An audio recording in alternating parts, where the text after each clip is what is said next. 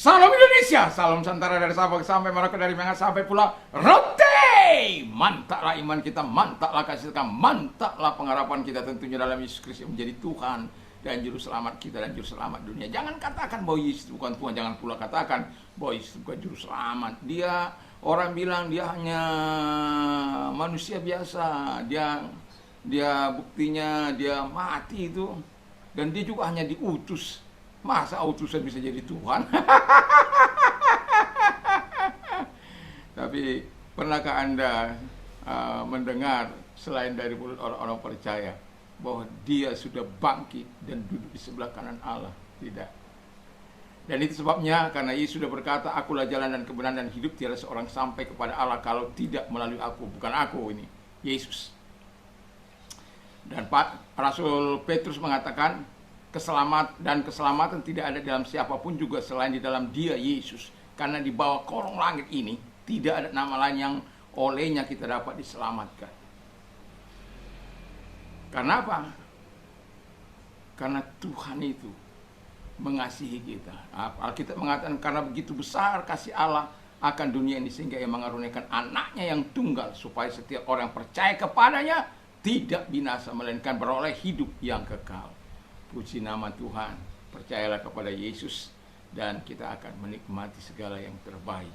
Dan saat ini, besok atau hari ini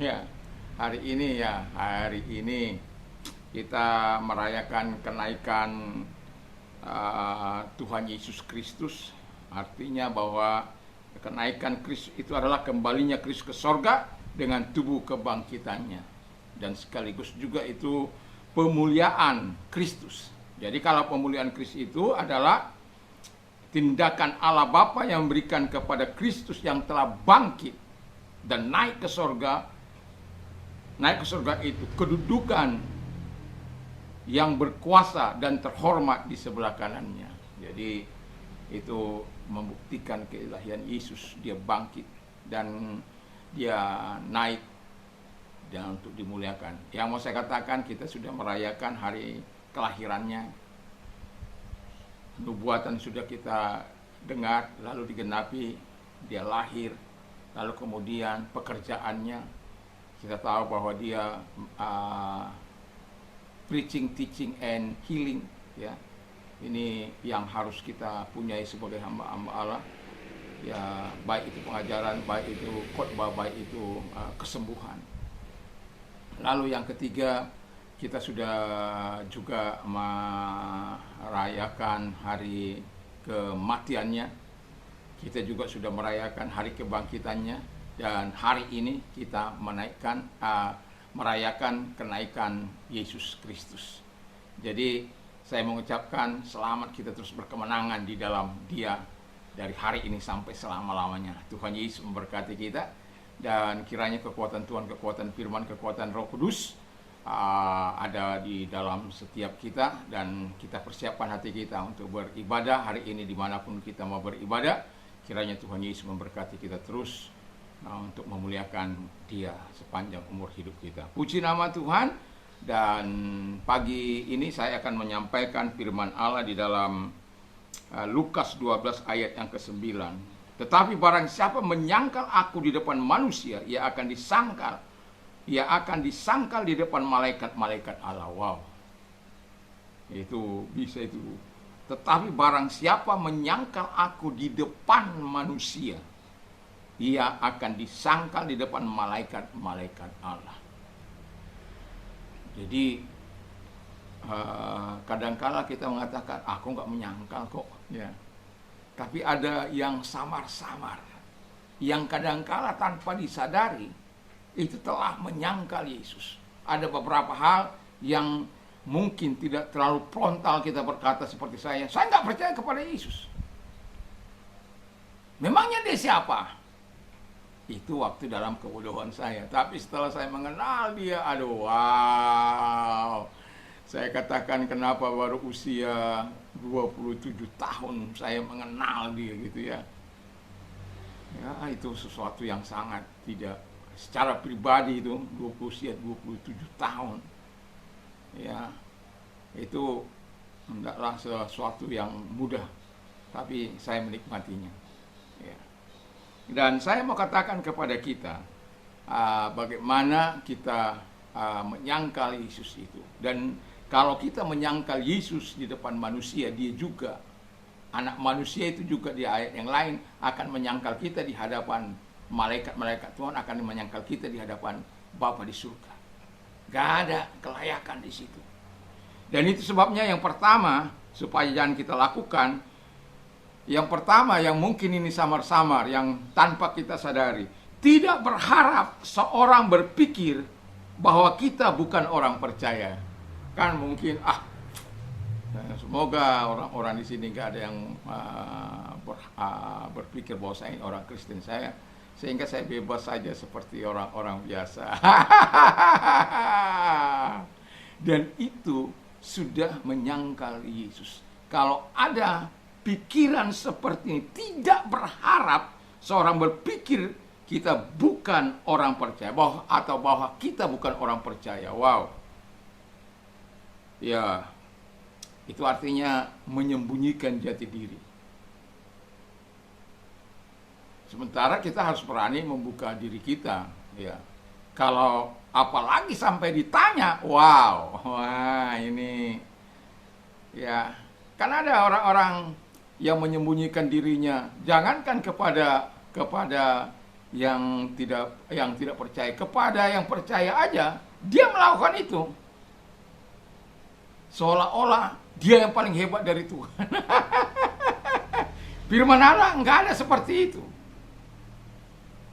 Orang-orang yang menyangkal Yesus, baik secara terang-terangan maupun tidak terang-terangan, tidak ada bagian.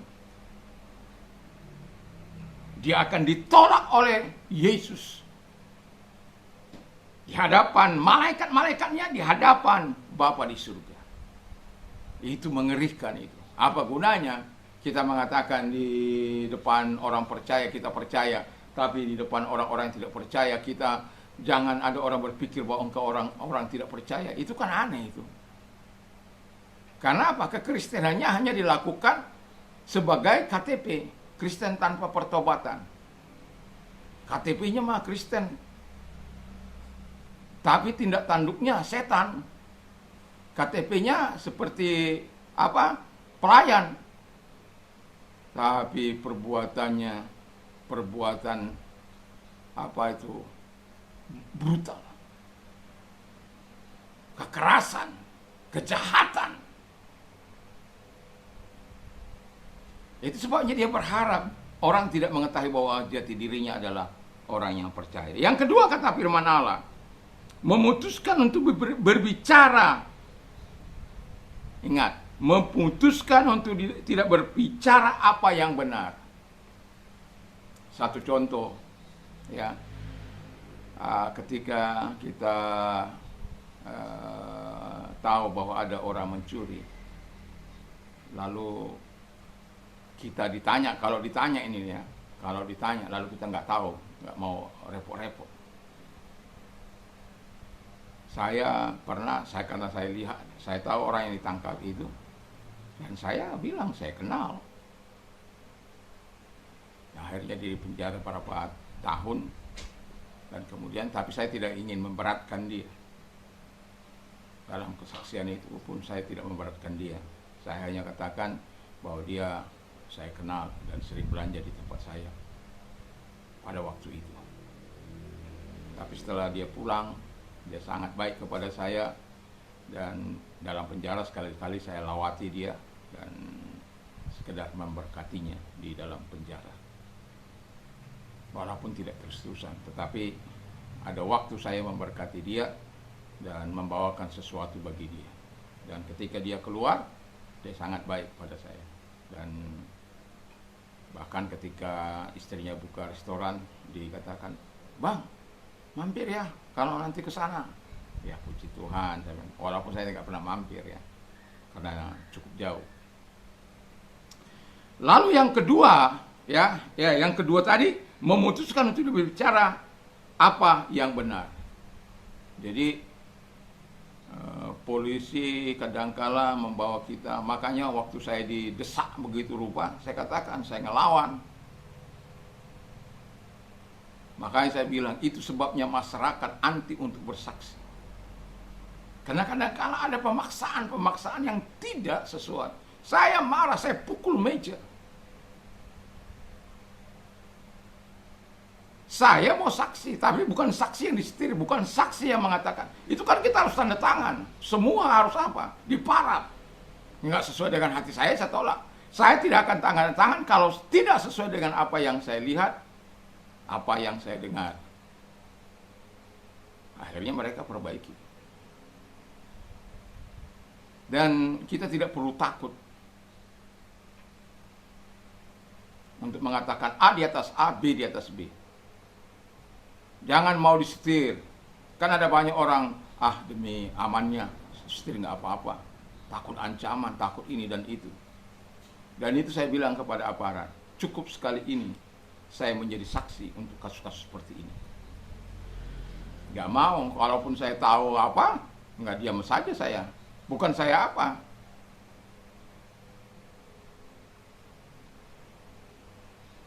Ya lebih baik menghindar daripada sudah kita diteror. Bayangkan, teror yang pertama kalau dalam Anda tidak datang, Anda akan bisa dituntut secara hukum kalau 3 kali. Padahal masih kedua kali saya terima surat. Tapi yang langsung ketiga itu, wah saya marah betul itu. Bagaimana masyarakat yang tidak berani bersuara? Harus berani mengatakan apa yang benar. Nggak usah takut. Siapapun itu, kalau Anda benar, jangan takut. Tapi jangan benar-benaran. Artinya jangan, maksud saya itu jangan sok benar-benar, tapi nggak benar gitu loh. Ya kalau benar, lawan. Karena kita harus mengatakan apa yang benar. Bagaimanapun kencangnya kejahatan berlari, satu kali kebenaran akan menghadang. Nggak bisa kebenaran dikalahkan oleh kejahatan. Mungkin seolah-olah, tapi nggak akan mungkin kebenaran itu dapat dikalahkan. Yang kedua, kata firman Allah, yang bertingkah laku seperti kebanyakan masyarakat. Orang berdusta, dia berdusta. Orang mencuri, dia ikut mencuri. Orang berjudi, dia berjudi. Orang minum alkohol, dia minum alkohol. Blended, mix with our society. Bercampur dengan masyarakat yang melakukan apa yang tidak baik. Itu menyangkal namanya. Menyangkal siapa? Menyangkal Yesus. Yang seharusnya kita memberitakan kasih karunia. Makanya saya bilang kalau kita ini sebagai orang yang percaya, enggak usah banyak-banyak kita mau bersaksi. Tunjukkan aja perbuatanmu dan katakan apa yang dilakukan oleh Yesus. Sebelum engkau menerima Yesus, sudah engkau menerima Yesus. Dan itu harus bisa disaksikan oleh masyarakat. Harus bisa disaksikan oleh keluargamu. Memang kadang-kala seperti saya ini orang kolerik ini susah berkompromi. Kadang-kala dikatakan terlalu tegas kamu. Ya, makanya bukan kalau ada tetangga saya orang-orang mereka minum di samping rumah saya, dulu di depan rumah saya ini sering ada orang minum-minum. Saya ada di tengah-tengah mereka. Saya ambil Sprite, saya minum. Dan kemudian saya ngobrol.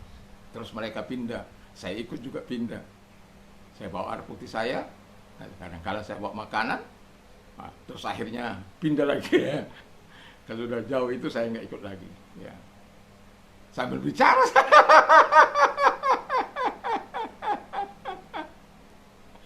Ya. Kalau mungkin orang-orang yang kenal saya mungkin bilang, Pak Pendeta keterlaluan.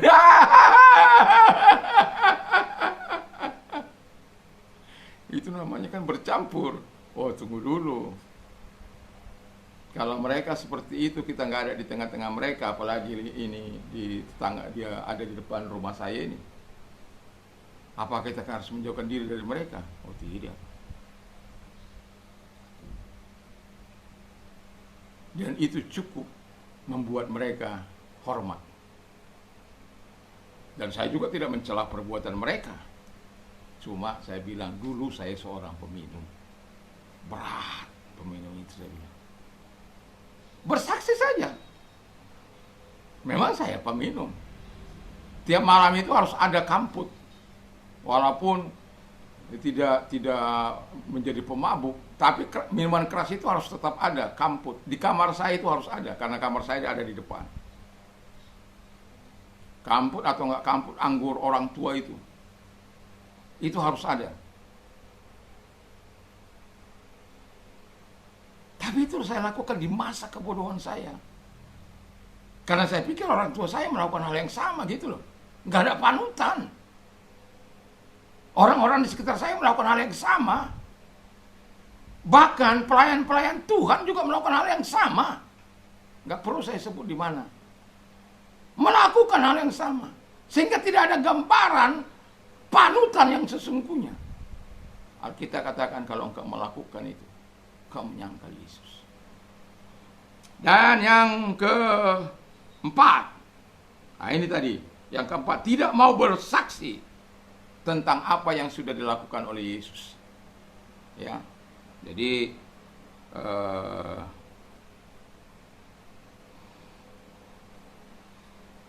kita langsung ke poin keempat, tidak mau bersaksi. Jadi kita harus bersaksi, nggak usah kita apa-apa lah. Kita lakukan saja. Wah, dulu saya waktu seperti Anda, perokok. Sampai saya cacat di sini itu karena saya merokok. Orang tua saya nggak suka. Dibakar itu di lapangan bola, diikat di lapangan bola. Dan memori itu tertanam sampai sekarang ini.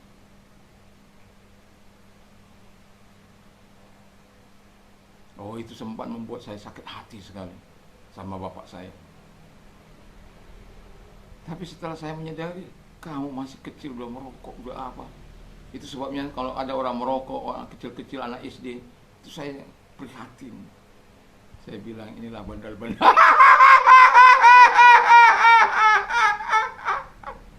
Inilah bandal-bandalku ya. Ya, sebab yang kita temani preman-preman. Yang, ya begitulah. Ya, tapi saya mengatakan, janganlah ya. Ya. Jadi setelah itu kalau mereka datang minum, saya ada. Tapi kalau hanya sekedar mereka minum tua, ya saya nggak apa. Karena bau tua itu bagi saya cukup menyengat. Karena saya sudah pernah mabuk tua itu, aduh. Sudah. Kalau apa ada, tapi nggak, itu kadang-kali lakukan 2 orang. Kalau yang rame-rame itu campur-campur itu saya biasanya ada. Tapi sekarang sudah masa itu sudah lewat. Dan berapa di antara mereka juga sudah meninggal dunia. Nah itu karena saya mau bilang begini, kalau kita minum minuman keras, ya cepat kita bertemu dengan neraka. Kalau sempat bertobat, nggak sempat bertobat.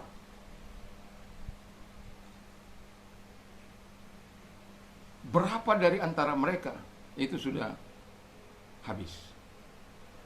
Masih di bawah saya. Masih muda-muda. Tapi karena terus minum.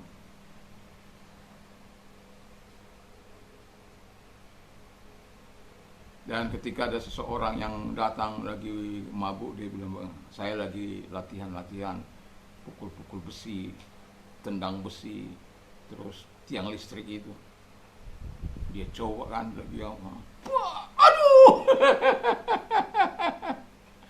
Terus saya bilang, kalau kamu mau sehat seperti ini, kamu lepaskan minumanmu. Jangan begini. Oh gitu Pak Pendeta ya? Iya, tapi nggak pernah. Tetap aja, ya. Tapi dia akan tegur saya. Ya. Kalau saya nggak dilihat, nggak latihan, dia bilang, nggak latihan Pak Pendeta, gitu ya. Ya, kita perlu juga sehat tubuh kita, sehat jasmani rohani. Yang terakhir kata firman Allah, menerima dan menghidupi nilai-nilai dunia ini. Itu menyangkal Yesus. Jadi kalau engkau hidup menerima dan hidup menghidupi nilai-nilai dunia itu, makan, minum, mati,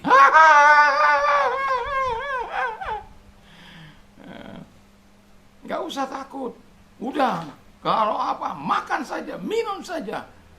Yang mati juga, gitu kan. Ada orang tua yang saya bilang, Bapak kan udah batu-batu begitu, berhenti aja merokok, udah 70 tahun lebih. Ya, dia bilang begini, waktu itu Pak, itu Haji Mas Said baru meninggal dunia. Dia bilang sama saya, tahu Pak? Siapa? Haji Mas Said. Oh ya, saya kenal, anggota DPR. Mati dia Pak, masih muda. Loh kenapa? Itu dia gak minum, gak apa. Ya itu kan namanya apa? Saya Pak, sudah 70 tahun lebih gak mati-mati dia.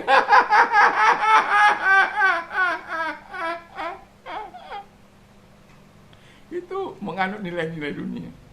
Terus istrinya, dia bilang begini, istrinya lagi pas ikut, ya gak mati-mati, tapi mati-matian. Artinya hidup tersiksa. Ya, udah batuk begitu, maksa diri.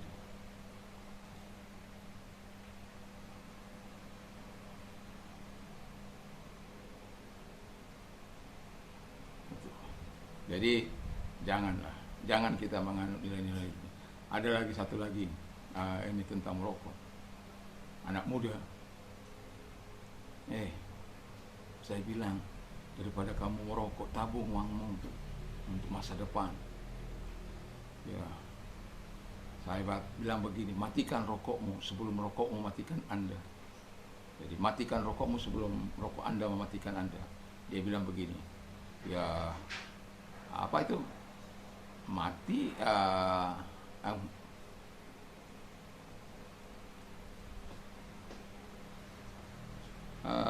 lupa ini. Saya mau ingat dulu. Merokok mati, tidak merokok mati. Merokok aja sampai mati. Itu kalau orang sudah sampai terikat dan menghidupi nilai-nilai dunia ini. Bagi engkau orang yang percaya, tinggalkan semua 5 hal itu dari hidup kita. Supaya kita jangan ditolak satu kali ini. Tuhan berkata, aku tidak mengenal nyala engkau, hai kamu sekalian pembuat kejahatan. Saya berharap Tuhan tidak akan pernah mengatakan itu kepada kita. Tuhan Yesus memberkati, mari kita tunduk kepala dan kita berdoa. Terima kasih Bapa di surga, kiranya Tuhan memberkati kami dan kami melakukan apa yang berkenan di hadapan Tuhan. Di dalam nama Yesus, kalau engkau sakit, saya mau berdoa bagimu dan mereka yang sedang meminta bantuan doa, yang sedang sakit, seorang ibu, dan kami memerintahkan segala sakit penyakit yang dia derita saat ini, sekalipun kami tidak tahu di mana dia, tetapi Tuhan tahu. Dalam nama Yesus, kansernya atau juga sakit penyakitnya, dalam nama Yesus aku perintahkan keluar. Dan oleh bilur Yesus, engkau tahu di mana dia saat ini Tuhan. Engkau jamah dia, engkau sembuhkan dia dalam nama Yesus. Terima kasih Tuhan buat kebaikanmu, buat kemurahanmu. Kami yakin dimanapun ibu ini berada, Tuhan mau menjamah dia, Tuhan mau menolong dia. Terima kasih. Dalam nama Tuhan Yesus Kristus, Tuhan memberkati. Karena tadi kemarin sore dia meminta juga untuk berdoa. Kami tidak tahu di mana dia Tuhan, di kota mana, di daerah mana, tetapi mohon kepadamu Tuhan, segala rentihannya, segala doanya Kau jawab ya Bapa. Terima kasih Bapa di surga, dalam nama Yesus. Bagi engkau yang sedang mengalami masalah, jangan lari kepada dunia ini, jangan lari kepada dukun-dukun, jangan lari ke paranormal, lari kepada Yesus. Minta tolong, berserulah kepada Yesus. Tuhan katakan, aku akan meluputkan engkau dan engkau akan memuliakan aku.